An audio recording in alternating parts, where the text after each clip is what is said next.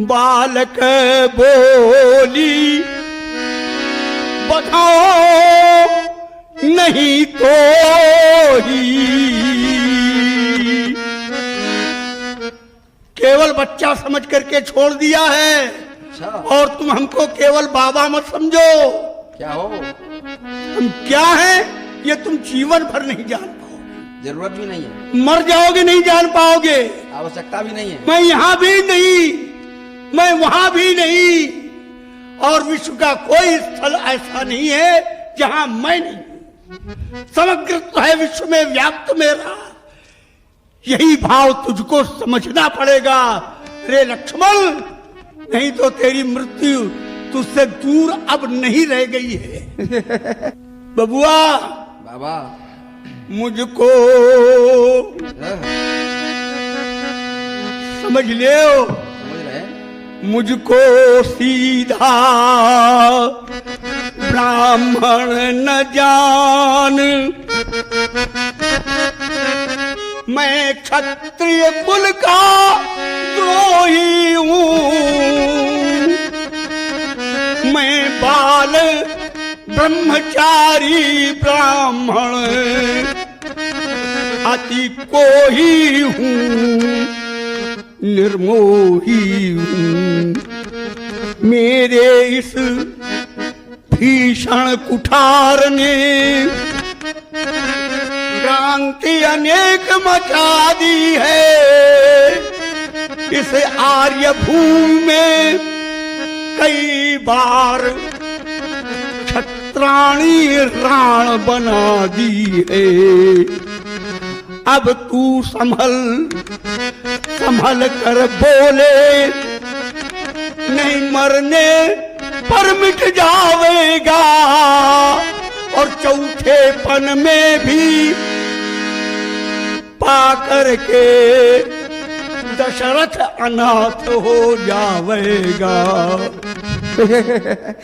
पुनी पुनी पुनी पुनी मोही देखावो कोठारू, चाहत उड़ावन फूकी पहाड़ू। यहाँ कुम्हार बतिया को नाही, अजेतर जनी देखी मर जाही। बाबा जी बुढ़ापा आपको भी आ गया, आपके फरसे को बुढ़ापा आ गया, पुराना हो गया है, अब नहीं चलने वाला। क्यों बूढ़ा, ये बूढ़ा क्यों बूढ़ा फरसा दिखला कर, क्यों बूढ़ा फरसा दिखला कर हम क्षत्रिय सुत को डरा रहे। बलिहार आपकी फुमकारों से उदयाचल पर्वत उड़ा रहे। हम उस मैया के लाल नहीं, हम उस मैया के लाल नहीं जो हवा सुनकर डर जाए। हम छुई मुई के पेड़ नहीं जो छूने से मुरझा जाएं। बहुत अच्छे हो। जितने लोग ताली बजा रहे हैं, मैं और लोगों से कहता हूं कि एक बार और लक्ष्मण के पक्ष में ताली बजाइए। जितने लोगों ने ताली बजाई है उन सबके हाथ काट दिए जाएंगे। और क्या कर सकते हो, यही तो कर सकते हो। तैयार रहो अपने हाथ कटवाने के लिए। पहले इसको मारूंगा, फिर यहाँ पर बैठे हुए एक एक व्यक्ति। कन्हैयालाल जी भी कवि थे और वो चंद्र उपनाम से कविताएं किया करते थे। उनके 2 छंद जो गीतात्मक हैं, आज भी बिना उनके लीला नहीं होती है। हालांकि नए पात्रों ने परिवर्तन कर दिया है। एक तो हे देवी तेरा आगमन कल्याण दातम के लिए है संदिखा सुंदर समय ये मुक्तिदा सबके लिए एक तो ये बहुत प्रसिद्ध राम का, एक लक्ष्मण जी का कोप के बाद जनक के प्रति राम जी जो समझाते हैं, लखन तुम शांत हो बैठो, वृथा ही क्रोध करते हो, पिता के सम तुम्हारे ये, कि दिन से आज लड़ते हो। ये छंद बड़े प्रसिद्ध इनके बनाए हुए हैं, ये कन्हैया लाल जी की लिखी। तो ये जो रामलीला का प्रदर्शन जो कानपुर में दशहरा के मंचों पे शुरू हुआ, ये और रूपराम जी की शुरुआत का लगभग एक ही कार्यकाल है। नहीं, रूपराम जी बात के हैं, कानपुर में मंचन का रामलीला के नवरात्र के अवसर पर जो होता है, सबसे पहली लीला परेड की है।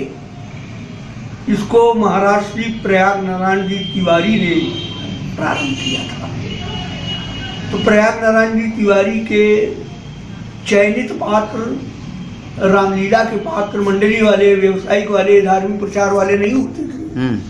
वो अपने प्रकार के पात्र चुनते थे, उनको प्रशिक्षित करते थे, और एक उनकी विशेष स्वर लहरी थी, उनसे वो प्रस्तुति दिलवाते थे। अच्छा, मतलब वही आसपास के क्षेत्रीय लोग रामलीला करते थे परेड की? क्षेत्रीय लोग होते थे, हाँ। कुछ गांव से बुलवा लिए, कुछ शहर के ले लिए। उनमें रावण का अभिनय करने के लिए एक अवस्थी जी थे, नारायण प्रसाद जी अवस्थी, वो तो जीवन भर रावण बनते रहे। उन्होंने अपने मकान में भी लिखवा लिया लंकेश भवन। वैसा रावण का अभिनय करने वाला अभी तक परेड के मंच पर नहीं हुआ है। तो उनकी जो राम लक्ष्मण आदि की स्वर लहरी थी, जानकी की या इतर पात्रों की, विभीषण की, रावण की नहीं, राक्षस पात्रों की नहीं, मैं आपको उनकी स्वर लहरी सुना रहा हूं जी। राम जी लक्ष्मण जी से कह रहे हैं,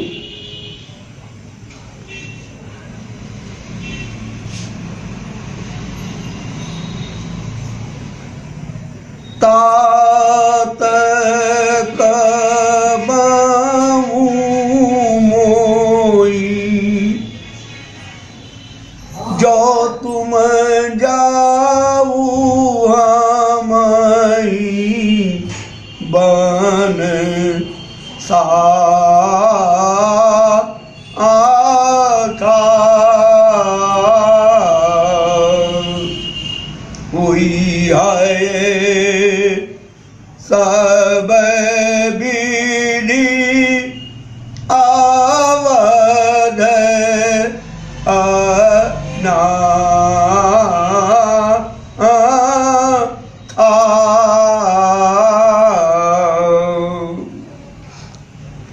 ये ट्रेनिंग ये देते थे प्रयाग नारायण जी? इसके प्रयाग नारायण जी अध्यक्ष थे मंडल के। अच्छा। और उन्होंने अपने पात्रों से इस लहरी में कहलवाया।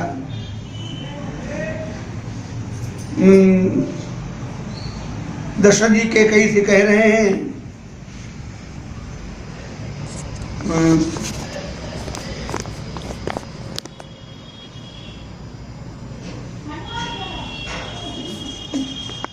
छुपाई है,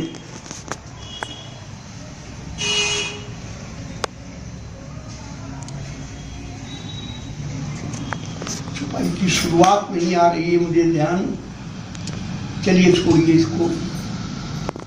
तो उसके बाद प्रयाग नारायण जी ने एक तरीके से कानपुर में रामलीला की शुरुआत की, परेड की, और उसके बाद फिर कैलाश मंदिर की भी रामलीला है।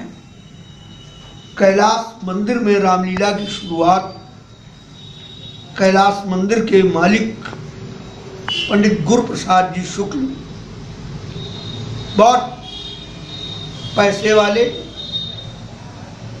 धनाढ्य और जाने माने सम्मानित व्यक्ति थे।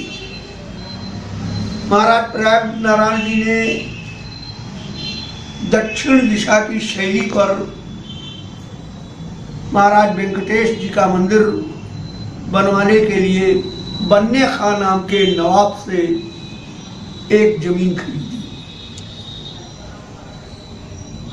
गुरु प्रसाद जी शुक्ल ने भी उतनी ही जमीन बन्ने खां से अपने लिए खरीदी थी और उन्होंने कहा महाराज प्रयागराज जी से कि तुमने विष्णु मंदिर बनवाया है, मैं शिव मंदिर बनवाऊंगा। बीच में एक 2-2 मीटर करके गलियारा छोड़ दिया गया था डीएम के बीच में पड़ने के कारण कि रास्ता इधर से उधर आने जाने में बना रहे। गुरु प्रसाद जी अक्खड़ मिजाज के थे, प्रयागराज जी सौम्य विचारधारा के थे। अपनी रामलीला को अपनी न बना करके चंदे की रामलीला बना करके चलते थे। सार्वजनिक रामलीला, सार्वजनिक रामलीला तो सबसे चंदा लेते थे, मांगने जाते थे, गुरु प्रसाद जी से भी मांगने जाते थे। एक बार गुरु प्रसाद जी ने उनसे कह दिया, क्या तिवारी जी भीख मांग मांग करके रामलीला करवाते हो, आप तो इतने पैसे वाले हो कि अकेले करवा सकते हो। तिवारी जी ने कह दिया, भाई हमारे पास तो सामर्थ्य नहीं, तुम ही करवा दो। बस उन्होंने, उनके बेटा तो था नहीं, बेटियां थी, तो जो बेटी थी वो श्री शंकर लाल जी वाजपेयी को ब्याही थी। वाजपेयी जी से कहा कि 10 दिन की लीला का संकलन करो। कुछ छंद उन्होंने लिखे, कुछ संकलित किए। अच्छा। और हाँ, और कैलाश मंदिर में परिसर में रहने वाले जो किराएदार थे उनको लेकर के, उन्हें पात्र बना करके, उन्हें प्रशिक्षित करके कैलाश मंदिर में रामलीला उन्होंने प्रारंभ करा दी। डीएम ने विरोध किया कि एक नगर में 2 सार्वजनिक लीलाएं कैसे होंगी। उन्होंने कह दिया, मैं सार्वजनिक नहीं कर रहा हूँ, अपने आंगन में कर रहा हूँ। मैं अगर रंडी भी न चाहूँ अपने यहाँ तो आपको कोई आपत्ति नहीं होनी चाहिए। सुरक्षा की व्यवस्था के लिए हम आपसे याचना नहीं करते। इस तरह से उनकी लीला शिव शंकर लाल जी के जीवन काल तक बहुत ही अच्छी लीला चलती है। 11 दिन तक लीला होती है और 12वें दिन राज्याभिषेक होता था। इसके बाद कानपुर में रेल बाजार,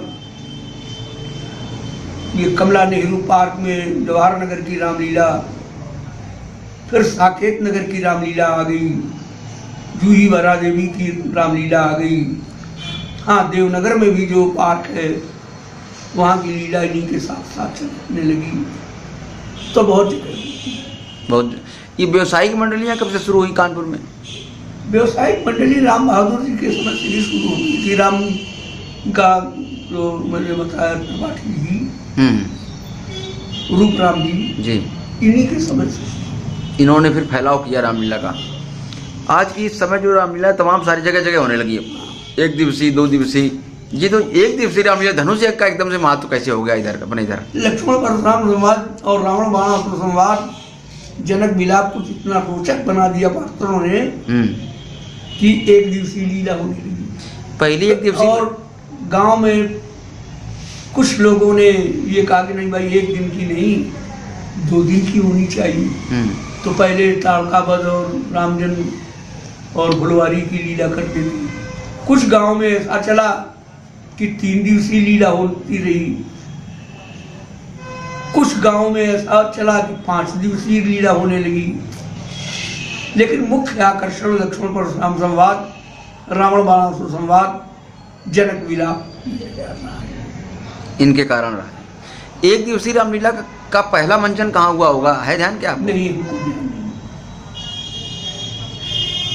जब आप शुरू किए तब तक 1 दिवसीय रामलीला होने लगी इसी को? हाँ, 1 दिवसीय रामलीला को किस, ये जैसे दशहरा का तो समय पता चलता है कि रामलीला का है, पर ये जो बेमौसम रामलीला पूरे वर्ष होती हैं, इनका क्या आधार रहा है? इसका आधार व्यावसायिक मंडलियां भी, उनके कलाकार भी जा करके यार रामलीला करवाओ, 1 दिन की करवाओ, हम इतने में कर देंगे, ऐसा कह करके भी इनका प्रचार में ज़्यादा, इनका पात्रों का। अच्छा, रामलीला में ये व्यास परंपरा कहाँ से शुरू हुई? ये तो व्यास परंपरा, व्यास का मतलब अब बदल गया है। हाँ। पहले व्यास का मतलब था जो रामायणी ने चौपाई कही। अच्छा, रामायणी अलग होता था? हाँ, दो रामायणी होते थे। हाँ। और व्यास भी दो बुला लिए जाते थे। तो अपने अपने ढंग से उन पंक्तियों का जो रामायणी चौपाई दे रहा है उसकी व्याख्या करना, ये व्यास का काम होता हाँ, ये व्यास का काम था। ऐसे काम करने वालों में कोहरा के पंडित राजा राम जी द्विवेदी, पड़री लालपुर के जमुना प्रसाद जी पांडे, ये लोग प्रमुख थे। ये बुलाए जाते थे कि अर्थ करिए आकर के, व्यास पीठ पर आप बैठिए। अब तो ये परंपरा, रामायणी की परंपरा तो लगभग, रामायणी शब्द ही गायब हो गया है। हाँ, अब वही व्यास, अब उसी को व्यास करने लगे, रामायणी को व्यास कहने लगे हैं। अर्थ का मतलब खत्म किया हुआ, व्यास चौपाई बोल के आगे बढ़ा देते हैं प्रसंग। और इसके कारण संवाद में तो अब चौपाई लगने बंद हो गया। एक बीच में पात्र विश्वामित्र, ये पात्रों की निरंकुशता हुई है कि एक ही पंक्ति पर, पहले तो रामायणी निरंकुश नहीं होने देते थे। जब देखा कि एक पंक्ति पर मान लीजिए बहुधनुई तोरी लड़काई, इस चौपाई पर लक्ष्मण और परशुराम जी के ओर से उत्तर प्रत्युत्तर में 5-5, 7-7 छंद हो गए, तो आगे चौपाई दे दी और अगली पंक्ति बोली जाने लगी। लेकिन अब चूंकि बड़े बड़े पात्र हो रहे हैं, लक्ष्मण भी बड़े हैं, तो व्यासों को, रामायणियों को व्यास कहा जाने लगा है। अब उनको डांट देते, व्यास जी चुप जाइए, पहले हो जाने दीजिए, तो व्यास जी हट जाते हैं। अच्छा, आपने जब शुरू किया था अभिनय तो उस समय दोनों उपस्थित रहते थे मंच पर, रामायणी और व्यास में। पहला मंच कहाँ मिला जहाँ एक व्यक्ति उपस्थित मिला आपको, एक गायब मिला है कोई? ये तो हम न बता पाएंगे। लगभग कितने वर्ष से ये आप ज्यादातर देखने को मिल रहा है ये चीज? ये तो हमको 30 वर्ष से ज्यादा देखने को मिला, मतलब हमको करने के 10-12 वर्ष बाद ये परंपरा पड़ गई। एक व्यक्ति बैठा है वही कर रहा है। एक व्यक्ति जरूर, दो व्यास हैं, माने दो रामायणी हैं, एक ने रामायण की चौपाई बोल दी और दूसरे ने संध्या के समय या परशुराम जी के स्वरूप वर्णन के समय उनका वर्णन कर दिया और फिर बैठ गया, फिर नहीं बोलता। अब तो रामलीला में 3 पात्र बिल्कुल गायब हो गए। एक उसमें सुमति विमति संवाद है बीच में। सुमति विमति का संवाद देने के लिए कानपुर जिले में में चौबेपुर के पास गौरी लखा एक गांव है, सहयोग से वहां पर हमारा एक बड़ा साला भी रहता रहा है, अभी उसके परिवार के लोग। तो वहाँ विश्वनाथ त्रिपाठी और दूसरे भाई का नाम मुझे नहीं मालूम है, ये लोग सुमति विमति संवाद के लिए बुलाए जाते थे। बड़ा अच्छा संवाद होता था। साधु राजा दुष्ट राजा संवाद रामचरितमानस में दिया हुआ है, ये भी बिल्कुल जड़ से समाप्त हो गया है। बढ़ क्या गया है? संध्या करना है तो संध्या न करके संध्या के महत्व का वर्णन करना लक्ष्मण के और राम के द्वारा, गुरु के महत्व का वर्णन करना, और संध्या की प्रक्रिया जो की जाती है आज भी पतारा में जीवित है। बाकी अपने गलेबाजी को दिखाने के लिए बढ़िया गाते हैं, ऊट पटांग गीत गाते हैं और बहुत टाइम ले लेते हैं, समय की मर्यादा का ध्यान नहीं रखते। ये पात्रों में बड़ा दोष आ गया कि कोई समय की मर्यादा का ध्यान नहीं देता है। कई बजे परशुराम आ जाने चाहिए। पतारा में कहते थे 7 बजे लीला बंद हो जानी चाहिए हर हालत में। क्यों? जब 2 सूर्य आमने सामने खड़े हैं, रघुकुल रघुवंशी सूर्य और भृगुवंशी सूर्य, तो ये तीसरा अगर आकाश मंडल में सूर्य और आ गया तो पता नहीं क्या उपद्रव कर देंगे। 2 सूर्यों के खड़े होने में तो तहलका मचा है। तीसरे के आ जाने पर क्या हो जाएगा, लीला सूर्य उदय होते ही समाप्ति और हो जाती है। अब तो जब तक 9, 10, 11, 12, 1 न बजे, एक बार तो मुझे ही लगभग 1:30-2 बजे तक करना पड़ गया यहाँ धरी के पूर्वानुवस्था के पास। मुझे ऐसा विकट लक्षण मिल गया कि मैं भी अपने स्वरूप से इतनी देर तक अभिनय करवा ले गया। अच्छा, जो अच्छा नहीं लगा बाद में अच्छा नहीं लगा वो। इतने दिनों में इतने सारे संवाद आपने किए, लगभग 5 जनमंच की, तो कोई ऐसी घटना जो यादगार हो, आज तक ध्यान में रहती हो कि नहीं ये एक ऐसी घटना थी? यही घटना सबसे बड़ी घटना मेरे जीवन की थी। चूंकि लक्ष्मण जी जो आए थे बनने, वो प्रौढ़ थे, करीब 40 वर्ष के, और मंच पर मेरे सामने खड़े होकर के पहला उनका वाक्य था कि मैं चित्रकूट से चलकर आया हूँ, कानपुर का पानी उतार दूंगा। ये बात मुझको अच्छी नहीं लगी। कौन थे वो लक्ष्मण जी? ऋषभदेव त्रिपाठी। अच्छा। तो मैंने उनसे कहा कि देखो रुक जाओ, अगर तुमको कानपुर का पानी पिला करके मैंने न भेजा तो मैं आज के बाद परशुराम का वेश प्रस्तुत नहीं। ऐसी बात हो गई? ऐसी बात मैंने कही। अब मैं इस उसमें लगा रहा, मेरा लक्ष्य ही ये बन गया कि आज इस लड़के की दुर्गति कर देंगे, और जो जो प्रयास हो सकते थे संवाद शैली के अनुसार, लेकिन कोई भी बात मैंने अमर्यादित नहीं की। अच्छा, वो भी 2 बजे तक आपके साथ बने रहे, खड़े रहे? बहुत परेशान रहे, खड़े क्या, भागने की बार बार कोशिश करते रहे। मैंने कहा भागने नहीं दूंगा, पानी मंगाओ, प्यास लग रही, यही पानी पियो। कहाँ का पानी पी रहे हो? कानपुर का। देखो कानपुर का पानी पिला रहे हैं। अच्छा। हाँ, ये बात कि भविष्य में वो कभी इस प्रकार की चुनौती न दे। और फिर कानपुर जो विद्वानों का गढ़, एक साहित्य का तीर्थ है, और एक अच्छा गुड़ का मजा हुआ खिलाड़ी सामने खड़ा हो, उसके सामने कोई ऐसी बात कह करके कैसे निकल जाए? ये तो कानपुर की ना कट जाए। ये सोच करके मैंने उसको परेशान कर डाला। वो यादगार हो गया। इसके अलावा और कोई यादगार अच्छा नहीं है। हाँ, एक बार ये बहुत प्रिय मेरा लक्ष्मण रहा है, सुरेश बाबू त्रिपाठी। तो उसके गांव में एक अच्छा सा अभिनय होता है, मुझे बुलाया गया, मैं गया। वो मुझे ले जाना पसंद नहीं कर रहा था कि मैं जानता था, लेकिन उसका अभिनय पक्ष बड़ा प्रबल रहा है। गेय शैली भी उसकी बड़ी मधुर रही है। जब मैं वहां गया तो उसने ये सोच करके कि त्रिपाठी जी दमदार अभिनेता हैं, कई विद्वानों को बुलवाया, कई ज्योतिषाचार्यों को बुलवाया, और वो ये जानता था कि ज्योतिष कभी कभी संवाद में ले आते हैं। तो एक ज्योतिषाचार्य ने उसको उसका दिया कि पूछो आज सूर्य किस राशि पर है। तो वर्तमान की दृष्टि में उस समय वृश्चिक राशि पर सूर्य था, और मेरे मुंह से निकल गया तुला राशि पर सूर्य है। मैं समझ गया कि मैंने गलती की, पकड़ जाऊंगा, और पकड़ गया। उन ज्योतिषियों ने कहा नहीं महाराज, वृश्चिक पर है।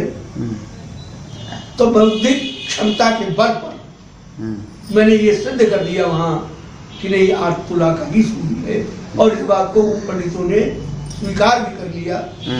और इस प्रकार लक्ष्मण को मुंह की कहानी पड़ गई।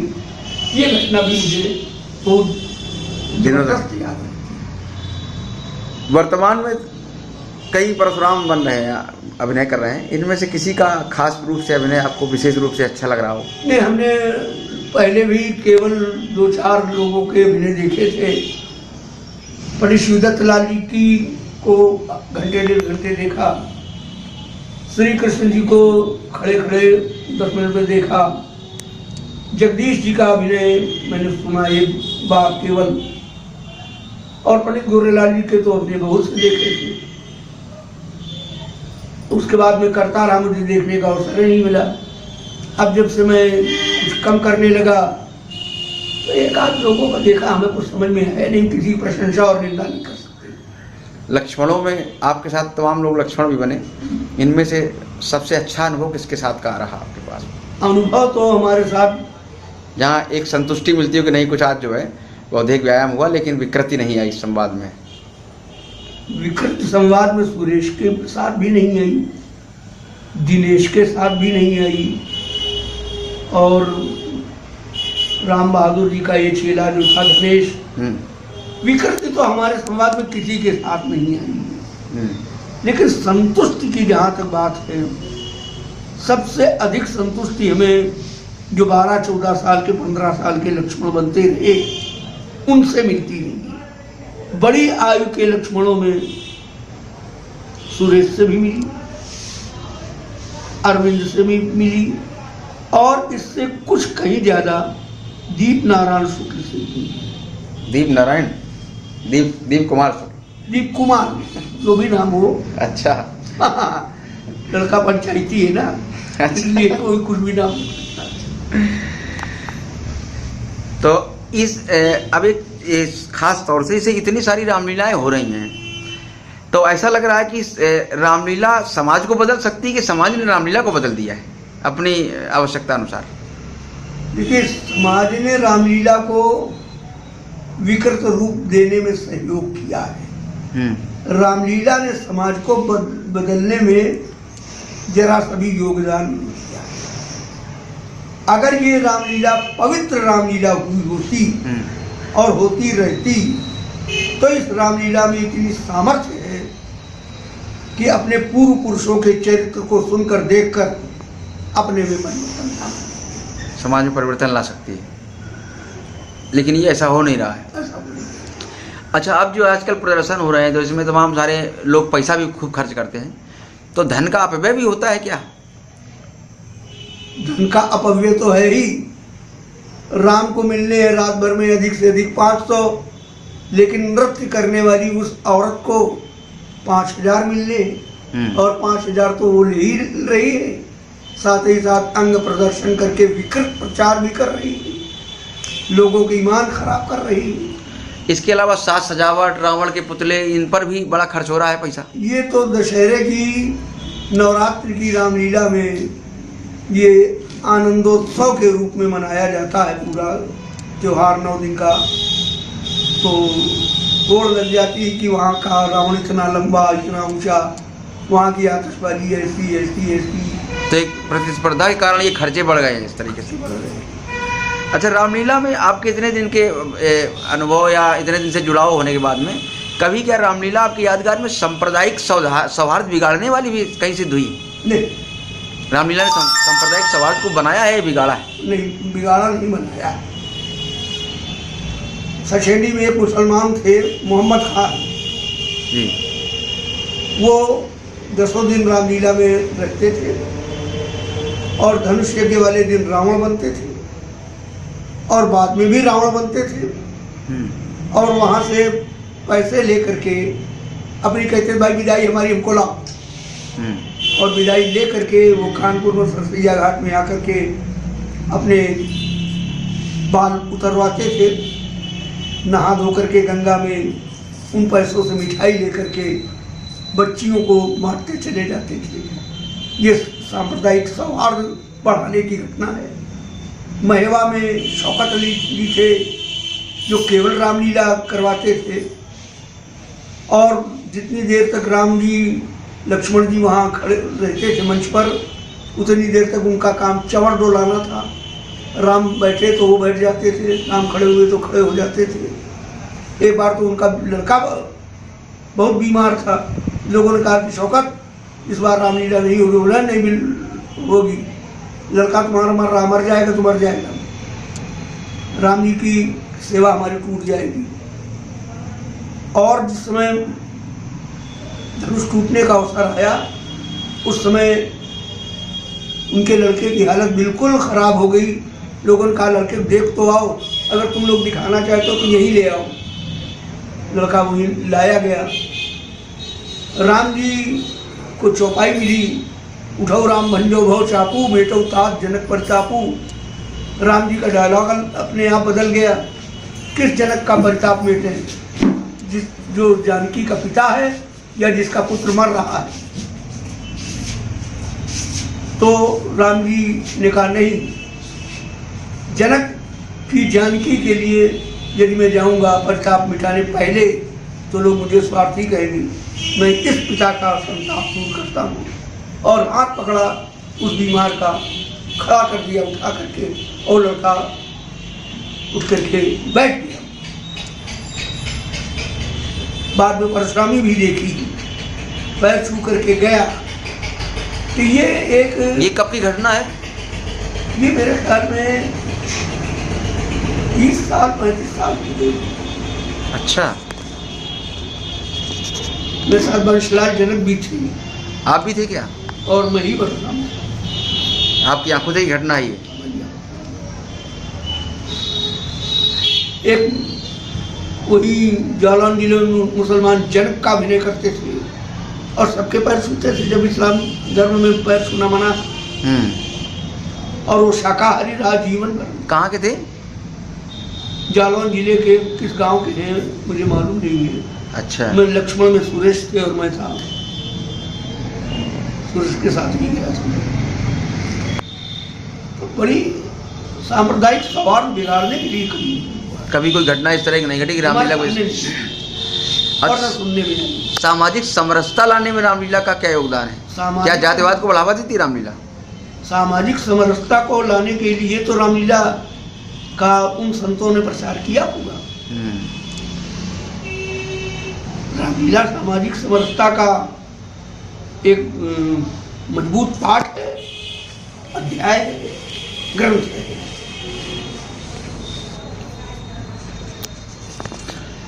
रामलीला के आगे आने वाले कलाकारों के लिए, लोगों के लिए क्या आपका संदेश है? हमारा संदेश ये कि रामलीला में जो कलाकार नहीं होनी चाहिए, पात्र होनी चाहिए। पात्र और कलाकार में अंतर है। कलाकार कलाकारी दिखाता है, पात्र पात्रता को प्रस्तुत करता है। और तो रामलीला में पात्र होने चाहिए। पहले पात्र होते थे। समाज को भी चाहिए कि वो पात्रों को ही बुलाए, कलाकारों को न बुलाए। और ऐसे पात्रों ने कलाकारों को तो बिल्कुल न बुलावे जो अश्लीलता, नंगापन और मैला कुचैला प्रदर्शन, ऐसे लोगों को न बुलाया जाए। अच्छा, ये रामलीला में जब से माइक बहुत अच्छी अच्छी क्वालिटी के आ गए, टेक्नोलॉजी आ गई, इससे क्या फर्क पड़ा रामलीला के प्रदर्शन में? आपने तो बिना माइक के भी रामलीला की है। हाँ। और आधुनिक मशीनों से युक्त भी रामलीला की है। हाँ। इनमें क्या अंतर विशेष रूप से? अंतर ये कि पहले जब माइक नहीं थे, ध्वनि विस्तार के यंत्र नहीं थे, तो आदमी अंग संचालन के लिए स्वतंत्र था। मैंने और मेरे गुरुदेव भगवान श्री गौरेलाल जी त्रिपाठी ने माइक को कभी हाथ में नहीं पकड़ा, अपने अंग को माइक से स्वतंत्र रखा। तो अंग संचालन अवसरानुकूल किए गए। बाकी इतर पात्रों को मैंने देखा कि वो हाथ में माइक ले लेते हैं, तो एक हाथ तो उनका बंधन में आ गया। अब परशुराम जी है तो एक हाथ में परछा है लेकिन गायब है उनके हाथ से। लक्ष्मण जी भी उसको माइक को लेकर के दौड़ने फानने में थोड़ी बाधा महसूस करते हैं, इसलिए ये बाधक रहा है। हाँ, अब आधुनिक, अति आधुनिक ध्वनि विस्तारक यंत्र मंच पर ऐसे लगा दिए जाते हैं कि कितनी ही दूर से बोला जाए वो आवाज पकड़ लेते हैं, तो बिल्कुल कठिन। अच्छा, इससे प्रदर्शन में कुछ निखार भी तो आया होगा?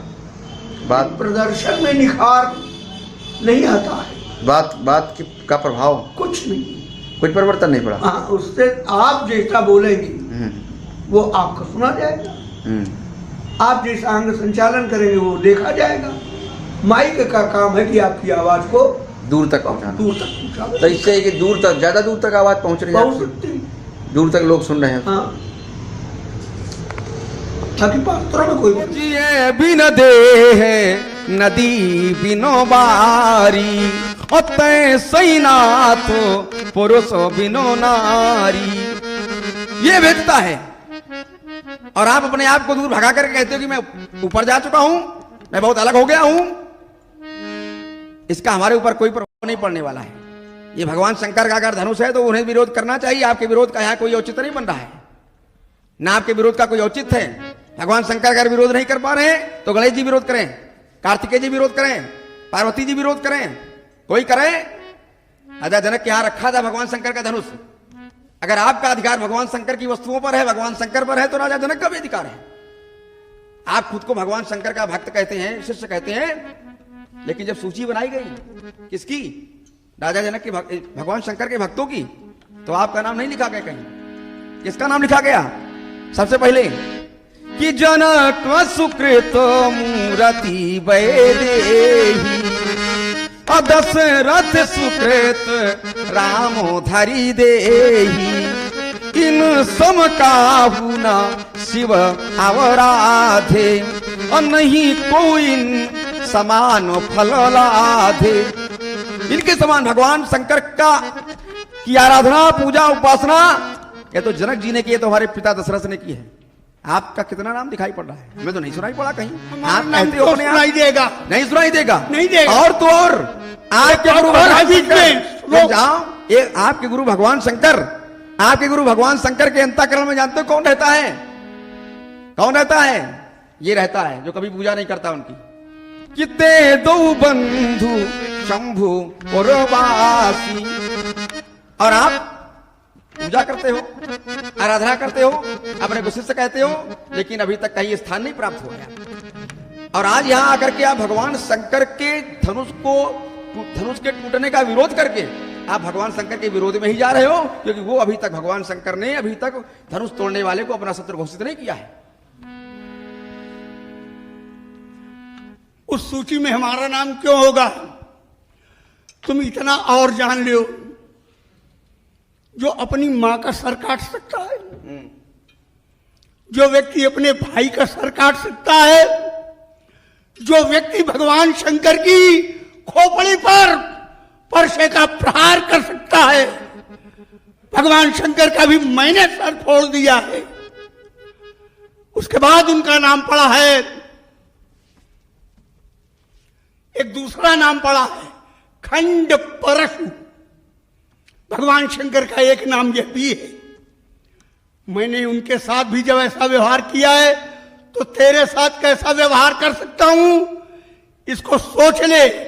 और अब तक क्यों छोड़ दिया है? क्यों छोड़ दिया है? बालक बोली बताओ नहीं तो ही, केवल बच्चा समझ करके छोड़ दिया है। अच्छा। और तुम हमको केवल बाबा मत समझो। क्या हो? हम क्या हैं ये तुम जीवन भर नहीं जान पाओगे। जरूरत भी नहीं है, मर जाओगे नहीं जान पाओगे। आवश्यकता भी नहीं है। मैं यहां भी नहीं, मैं वहां भी नहीं, और विश्व का कोई स्थल ऐसा नहीं है जहां मैं नहीं हूं। समग्र है विश्व में व्याप्त मेरा, यही भाव तुझको समझना पड़ेगा रे लक्ष्मण, नहीं तो तेरी मृत्यु तुझसे दूर अब नहीं रह गई है। सुन लो सुन लो सुन लो, विश्वामित्र भीख मांगते थे, तुम्हारे दरवाजे गए। जो व्यक्ति इतना अशक्त है कि जिसके लिए कह चुका है धिक्बलम क्षत्रिबलम, क्षत्रिय बल धिक्कार, और उसी दरवाजे पर जाता है भिक्षा दो। एक बात तुम्हें, तुम्हारी समाज को बता दूं, छोटा कर खाओ, बोल भी छोटे ही बोलो, बड़े बोल मत बोलो। एक बार ये कहा कि क्षत्रिय बल को धिक्कार, और दूसरी बार क्षत्रिय बल को स्वीकार। स्वार्थ कीजिए। वे असुर समूह जब विश्वामित्र को सताने लगे तब दौड़े, उसके पहले क्यों नहीं दौड़े? उसके पहले क्या नहीं सुना था? उसके पहले नहीं जानते थे ताटक वन में रहने वाली कौन थी?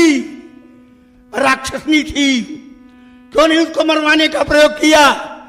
वशिष्ठ के 100 पुत्र मार डाले, त्रिशंकु को उल्टा लटका दिया, और जब स्वार्थ आया तो भिक्षुक बन गया। बबुआ बाबा मुझको समझ ले, समझ रहे? मुझको सीधा ब्राह्मण न जान, मैं क्षत्रिय कुल का द्रोही हूं, मैं बाल ब्रह्मचारी ब्राह्मण अति कोही हूं, निर्मोही हूं। मेरे इस भीषण कुठार ने क्रांति अनेक मचा दी है, इस आर्य भूमि में कई बार क्षत्राणी राण बना दी है। अब तू संभल कर बोले, नहीं मरने पर मिट जावेगा, और चौथेपन में भी पाकर के दशरथ अनाथ हो जावेगा। महात्मा जी, आप लग रहा है कि आपको अभी वास्तविकता का ज्ञान नहीं हुआ है। आप इस परस रूपी फूंक से ऐसा लगता है कि लक्ष्मण रूपी पहाड़ को उड़ाना चाहते हैं, और बार बार विश्वामित्र जी के पास घूमकर पहुंच जाते हैं। अगर उन्होंने क्षत्रिय बल को धिक्कार दिया था तो आप तो थे ब्राह्मण बल, क्यों नहीं गए आपके पास? उनको अशक्त कहते हो, लेकिन जरा विचार करो, हमें लगता है विश्वामित्र जी की दृष्टि में आप भी अशक्त हो चुके हैं, तभी तो आपके पास नहीं गए। अन्यथा उन राक्षसों का वध कराने के लिए आपके पास जा सकते थे। आप तो प्रमाणित वीर हो गए थे इस संसार के, लेकिन वो वहां के जो अभी तक प्रमाणित नहीं हुआ था। आखिर क्यों? क्योंकि उन्हें वीरों की पहचान है। और बार बार कहते हो कि क्षत्रिय देखिए स्वार्थ में नहीं, जब बहुत बुद्धिजीवी व्यक्ति कुछ मांगता है तो मांगता समाज के लिए है, पर कहता अपने लिए है। विश्वामित्र जी की उस सोच तक आप नहीं पहुंच पाएंगे। उन्होंने मांगा संसार के लिए। क्या ताड़का केवल उन्हीं को परेशान कर रही थी? ताड़का ने तो जाने कितने ऋषिमुनियों को मार डाला, मारी सुबाहु ने जाने कितने ऋषिमुनियों के विध्वंस करा दिए। तो आज ताड़का के वध हो जाने से, सुबाहु का वध हो जाने से समस्त ऋषिमुनि समुदायों को यज्ञ करने की छूट प्राप्त हो गई। अब वो सब स्वतंत्र रूप से यज्ञ कर सकते हैं। आपने क्या किया अब तक? केवल क्या किया? माता जी को मार डाला, भाइयों को काट डाला, गुरु जी का सर फाड़ डाला। अब बने बहुत बड़े बहादुर हैं हम। अब हमें तो घर ही में आप सब करते रहे, बाहर वाला मिला है आज, तब पता चलेगा कि क्या होगा। पुनी पुनी पुनी पुनी मोही देखावो कोठारू, चाहत उड़ावन फूकी पहाड़ू। यहाँ कुम्हार बतिया को नाही, अजेतर जनी देखी मर जाही। बाबा जी, बुढ़ापा आपको भी आ गया, आपके फरसे को बुढ़ापा आ गया, पुराना हो गया है, अब नहीं चलने वाला। क्यों बूढ़ा, ये बूढ़ा क्यों बूढ़ा फरसा दिखला कर, क्यों बूढ़ा फरसा दिखला कर हम क्षत्रिय सुत को डरा रहे। बलिहार आपकी फुमकारों से उदयाचल पर्वत उड़ा रहे। हम उस मैया के लाल नहीं, हम उस मैया के लाल नहीं जो हुआ सुनकर डर जाए। हम छुई मुई के पेड़ नहीं जो छूने से मुरझा जाएं। बहुत अच्छे हो, जितने लोग ताली बजा रहे हैं, मैं और लोगों से कहता हूं कि एक बार और लक्ष्मण के पक्ष में ताली बजाइए।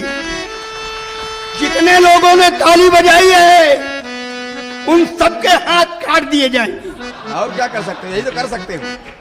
तैयार रहो अपने हाथ कटवाने के लिए। पहले इसको मारूंगा, फिर यहां पर बैठे हुए एक एक व्यक्ति के प्राण ले लूंगा। क्यों? मैं ऐसा क्यों करूंगा? ये राजाओं की सभा है, यहां क्षत्रिय राजपुत्र बहुत बैठे हुए हैं और मेरा परसा बुढ़ा है। ये केवल राजकुमार कह रहा है, ये बुढ़ा नहीं है, ये सदा युवा है, सदैव युवा रहा है। और ये विश्व जानता है मेरे दो रूप, आंतरिक और बाह्य। आंतरिक रूप मेरा क्या है? मैं बाल ब्रह्म चारी अति कोई और विश्वविदित मेरा बाहरी रूप जो क्षत्रिय कुल द्रोही। जितने क्षत्रिय हैं सुन ले यहां बैठे हुए, छाड़ो ना चंदेल गौर चाहे पवार होए, देख ले हो वीरताई दीक्षित चौहानन की। मारो रघुवंशी गौतम तोमर राठौरन को और देख देख युद्ध छाती दर के परिहारन की। पटकी पछारों सेगर हाडा जादौन भदवरियन को और आजे उजारों राजधानी कछवाहन की। वैष्ण विनाशों सर्वनाशों चंद्रवंशी को और विधवा बनामो नारी राजपूत राजन की। एक एक क्षत्रिय की स्त्री को विधवा बना दूंगा, बेहोश कर दूंगा, तोड़ दूंगी, पोष दे मांग का सिंदूर और मर जा करके सती होकर।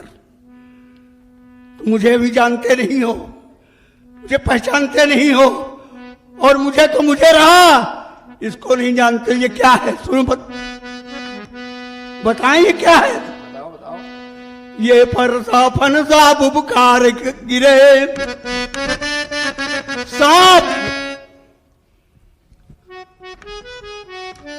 ये फरसा फनसा बुबकार गिरे और बैरी दल को ललकार गिरे। ओ शोर मौत से बचो बचो, ये फरसा कर हाहाकार गिरे।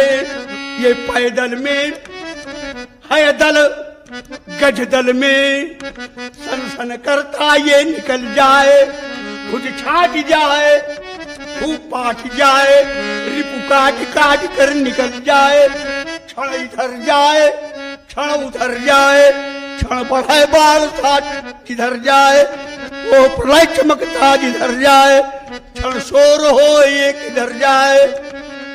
ये लहराता है सिर काट काट, बल खाता है भू पाट पाट, तनता है अवयव चाट चाट, बिखराता अवयव बाट बाट। रे तेरा शोणित पीने को ये वर्षा हाथ बढ़ाए बढ़े, अब तेरा जीवन लेने को रणचंडी जेब पसार बढ़े। महात्मा जी बड़ी अच्छी बात लगी हमें। आप जैसे 10-5 लोग हो जाएं तो पूरे संसार का कल्याण कर देंगे जल्दी। कह रहे पहले ताली बजाओ, तो लोगों ने भाई समझा कि परशुराम जी हैं, ऋषि हैं, बड़े हैं, इनकी बात मान के ताली बजा दो। अब ताली बजा दी तो हाथ काट डालेंगे। इनकी बात मानने वाला, इनकी सेवा करने वाला बाद में मार काट का शिकार हो जाता है। यही तो करते रहे हो जिंदगी में। कहते मैंने इतने क्षत्रियों को मारा, अपराध किया एक ने, सहस्रा बाहु ने आपके पिता की गाय का अपहरण किया, सहस्रा बाहु ने आपके पिता का अपमान किया, तो आप केवल सहस्राबाहु को मारते?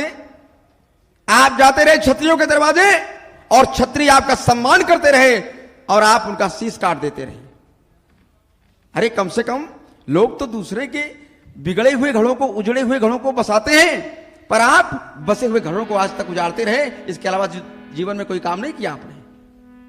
इसीलिए यही तो कारण है कि विश्वामित्र जी का विश्वास आप पर नहीं रहा आज तक। यही कारण रहा, क्योंकि तुम उपदेश ज्यादा देते हो, काम कुछ नहीं करते।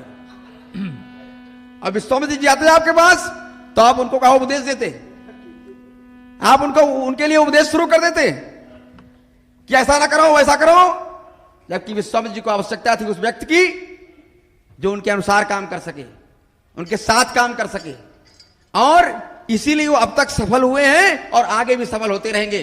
अब आप जीवन भर असफल हुए हो, आज भी यहां असफलता ही आपको प्राप्त होगी, दूसरा कुछ नहीं प्राप्त होने वाला है। हमने बता दिया फरसा पुराना हो गया है, इसे हमें ना दिखाओ। अगर नहीं लादे चुक रहा है तो हमको दे दो। पुराना फरसा है, पुराना लोहा है, हम बदल के खा लेंगे पट्टी।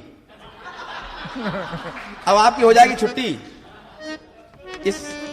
इससे हमें डराने की आवश्यकता नहीं है। अगर हम डरते हैं तो केवल एक वेश से डरते हैं जो आपका वेश है, क्योंकि हमारे वंश में उस वेश का बहुत सम्मान किया जाता है, और वेश है ये विप्रवेश। ये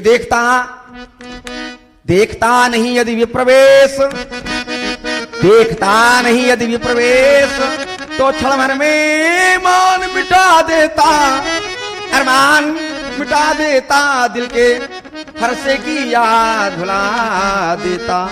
ये छीनता, इधर देखो, आप काहे मुंह छुपा रहे हो? हिम्मत नहीं पड़ रही आंखें मिलाने की। ये छीनता धनुष्मान फरसा करके घन घोर दिखा देता।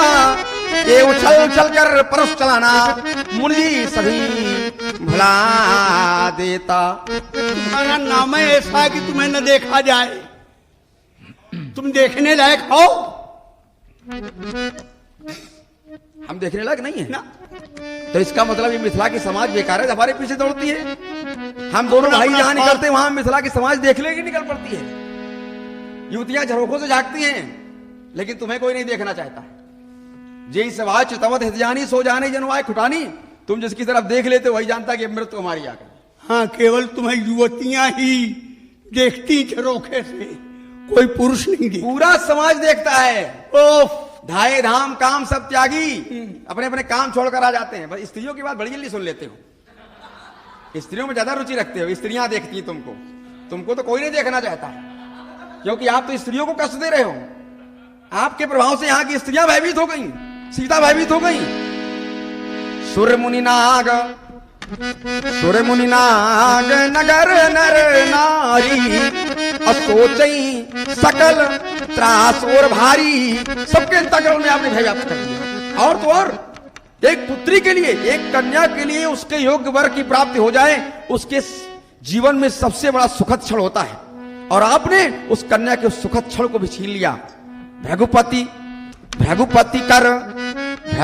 कर स्वभाव सुनी सीता, अरथ निमेष कलप संबीता।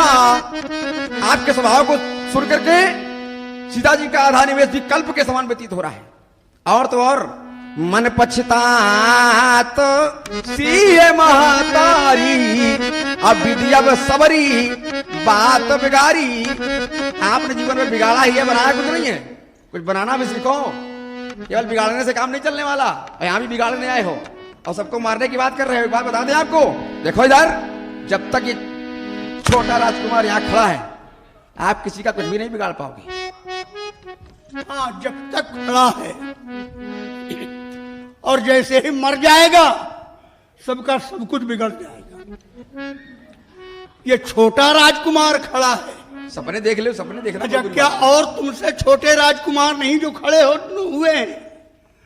और भी बहुत से राजकुमार हैं जो खड़े हो गए, लेकिन वो इतने अशिष्ट नहीं हैं जितने तुम अशिष्ट हो। तुम्हारी भाषा में संयम नहीं है, सुधार ले अपनी वाणी को। हमसे कहते देखो हमसे कहते सुनो, कहना चाहिए सुनिए, देखिए। भाषा में संयम है नहीं, तो जिसकी भाषा में शिक्षित होने के बाद संयम न हो तो समझ लेना चाहिए ये विक्षिप्त है। तुम विक्षिप्त बालक हो। कह रहे हो कि द्वेष था शास्त्रबाहु अर्जुन से। ना, मेरा कोई द्वेष नहीं था शास्त्रबाहु अर्जुन से, केवल उसकी विचारधारा और उसकी क्रियाओं से द्वेष था। अर्जुन ने अपनी मौसेरी बहन लोमहर्षणी से जो दुराचार किया था, विश्व कांप गया था। अर्जुन का अभिप्राय शास्त्रबाहु अर्जुन से है।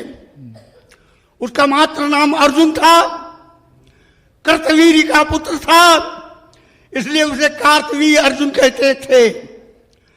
उसने एक ऋषि यमदग्नि जैसे भोले भाले आचार्य जो विद्वान थे, राष्ट्र के लिए समर्पित थे, नए नए वेद मंत्र तैयार करते थे, नए नए अन्वेषण करते थे, अगर आज वो जीवित होते न मारे गए होते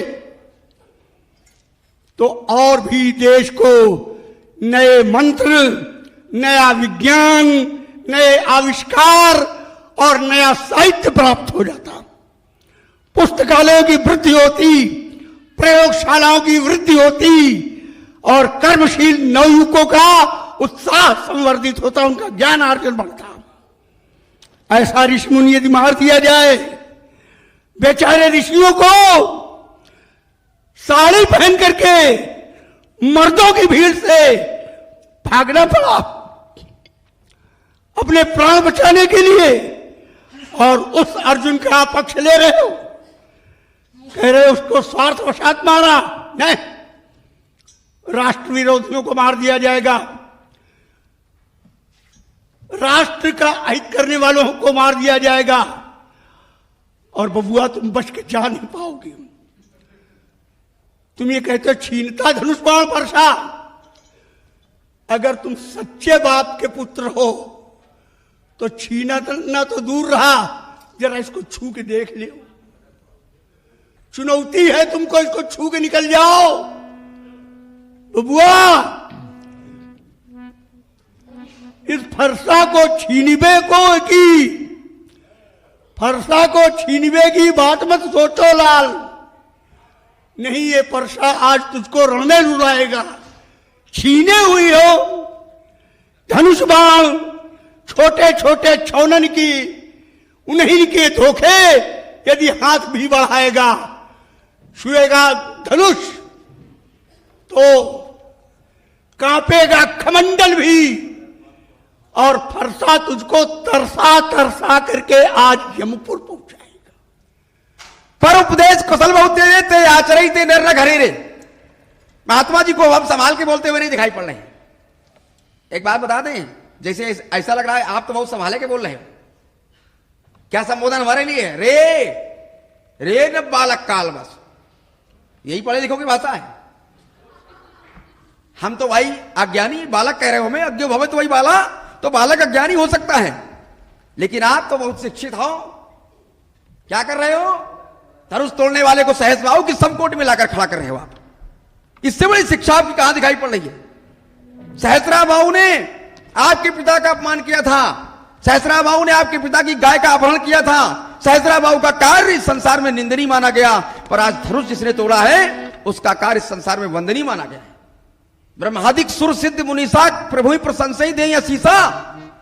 सारे ऋषि मुनि ब्रह्मा जी आशीर्वाद दे रहे हैं, अब आप उसकी क्षमता सहस्त्रबाहु से कर रहे हैं। एक बात बता दें आपको, आप ब्राह्मण हो इसलिए छोड़ रहे हैं हम, लेकिन धनुष तोड़ने वाले के संदर्भ में, धनुष तोड़ने वाले के स्वाभिमान की रक्षा के लिए, धनुष तोड़ने वाले के सम्मान की रक्षा के लिए अगर मैं विक्षिप्त हूं तो हूं, स्वीकार करता हूं हाथ उठाकर कि मैं विक्षिप्त हूं। उसके सम्मान की रक्षा के लिए मैं दूसरे के प्राण ले भी सकता हूं और अपने प्राण दे भी सकता हूं। उसके सम्मान की रक्षा के लिए आपका अपमान भी कर सकता हूं, और अगर फिर भी बात नहीं बनेगी तो काट के फेंक भी सकता हूं। तीनों भाई फरसा काट के फेंक दूंगा, क्या होगा? ज्यादा ज्यादा क्या होगा? ब्रह्म हत्या तो लगेगी, लग जाए, नरक में जाना पड़ेगा, चला जाऊंगा, कोई आपत्ति नहीं है। धनुष तोड़ने वाले की स्वाभिमान के सम्मान की रक्षा के लिए नरक में हजार वर्ष तक रहना पड़े तो मुझे कोई आपत्ति नहीं है। यद्यपि व्यवस्था है उधर हमारे पास कि अगर आप जैसे ब्राह्मणों की हम हत्या कर दें, जो दूसरों की हत्या करते घूम रहे हैं, तो क्या होगा? ब्रह्म हत्या लगेगी। लेकिन व्यवस्था क्या है कि सन्मुख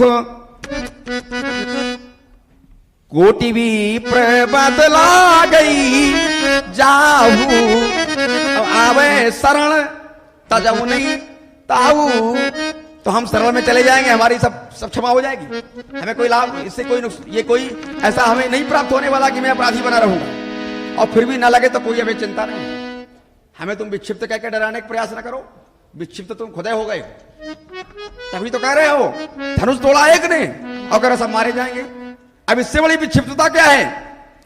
कह रहे हो राजा जनक से, कौजल जनक धनुष के तोरा, बेग दिखाओ मूल न आजू, उल्टा वहीं जैनक तो राजू। जमीन पलट दोगे आप? कहा की जमीन पलटोगे? जहां तक राजा जनक का राज है, और राजा जनक का राज जहां तक, वहां रहता कौन है? जहां तक राजा जनक का राज है वहां तक निवास करती है राजा जनक के राज की प्रजा। तो आप जब भूमि को उल्टेंगे क्या होगा? कष्ट किसे मिलेगा? कष्ट तो प्रजा को मिलेगा। किस प्रजा को? निर्दोष प्रजा को। निर्दोष प्रजा को कष्ट देने की बात कहने वाला विक्षिप्त नहीं तो क्या बहुत समझदार है क्या? और बुद्धिजीवी है क्या? कह रहे हो सब राजा मारे जाएंगे, थोबे लगाओ बिहाई समाज न तुम्हारे यही सब राजा। धनुष तोड़ने वाला अलग नहीं किया कि सब राजा मारे जाएंगे। ये आपकी मनमानी यहां नहीं चलेगी महात्मा जी, न इस मनमानी का यहां कोई स्थान है। धनुष तोड़ने वाले ने अच्छा कार्य किया है, अपने गुरु के आदेश का पालन किया है, आपने अपने पिता के आदेश का पालन किया, उस पर कोई विचार नहीं किया, माता जी को काट डाला आपने। उसने गुरु के आदेश का पालन किया और धनुष का खंडन कर दिया है। इसीलिए तो दास तुम्हारा कहा, आपके कार्य का, आपके मार्ग का अनुकरण किया गया उसके द्वारा, और आप हमको विक्षिप्त बता रहे हो, स्वयं पूरे विक्षिप्त हो चुके हो। अब विक्षिप्तता की ये बुढ़ापा की अवस्था है, इसमें सब ये समाप्त करो, इस रख दो, चुपचाप विश्राम करो। सहसरा भाव हमसे कह रहे हैं, सहसरा भाव का तुम पक्ष ले रहे हो। अरे सहसरा भाव का हम पक्ष नहीं ले रहे, सहसरा भाव का पक्ष तो तुम्हारे पिता ने लिया था। जिस समय आप सहसरा भाव का वध करके आए थे तो आपके पिता ने आपसे कहा था, राम नाम महाभाव भगवान पापम कार्षित, तुमने पाप किया है, अवधि नरदेवम यत् सर्वदेवम वृथा, अवधि नरदेवम, इस तरह के राजा का वध कर देना ब्रह्म हत्या के बराबर है, जाओ जाकर के प्रायश्चित करो।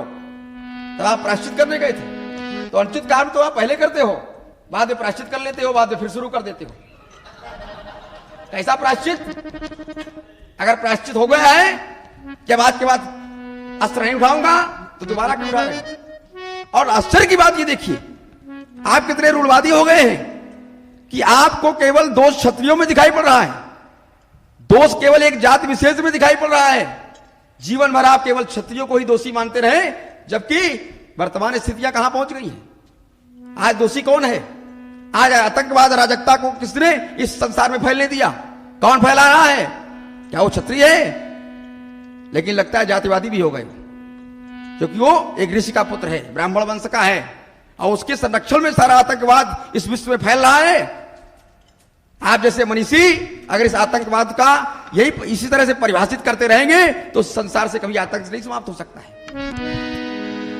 आप तो क्या कर रहे हैं? उसको संरक्षण प्रदान कर रहे हैं, संरक्षिता प्रदान कर रहे हैं। आपका कार्य व्यवहार, अरे ऋषि मुनियों की बड़ी चिंता है, कहते हो सहसरा बाबू ने वो ऋषि मुनियों की हत्या की, उससे ज्ञान बंद हो गया, तो आज कौन सा ज्ञान चालू है? आज मारी स्वभाव जैसे राक्षस, ताड़क बन, दंडक बन, राक्षस कर क्या रहे हैं? ऋषि मुनियों की जो हत्या कर रहे हैं। वो ऋषि थे, वो मुनि मुन थे जो सहसरा बाबू के द्वारा मारे गए, और ये ऋषि नहीं है, ये मुनि मुन नहीं है। क्या विश्वामित्र जी महामुन नहीं है? इनकी रक्षा की भी चिंता हुई कभी आपको? केवल यहां उपदेश देने चले आए हो? एक बात बता दें आपको, ये भूल जाइए चक्कर में करो लड़बो फांद बो समय, ये भूल जाइए चक्कर में करो लड़बो फांद बो समय, चलो फौज को मुकाबला दशरथ के लाल सो। भाग जे हो महेंद्राचल, भाग जे हो महेंद्राचल, सूरत न दिखाइयो, ये वीर रघुवंशी रण में काल से फरसा को छुपाए दीजिए, ये धनुष को दुराए लीजिए, ऐसा ना हो कहीं धोखा हो लखन लाल से। आते समझाऊं चुपचाप चले जाओ, जाते समझाऊं चुपचाप चले जाओ, नहीं तो युद्ध करो ये छत्री के लाल से। इतना लंबा प्रवचनात्मक भाषण हो गया, इतना लंबा नहीं बोलना चाहिए, कम शब्दों में बोलना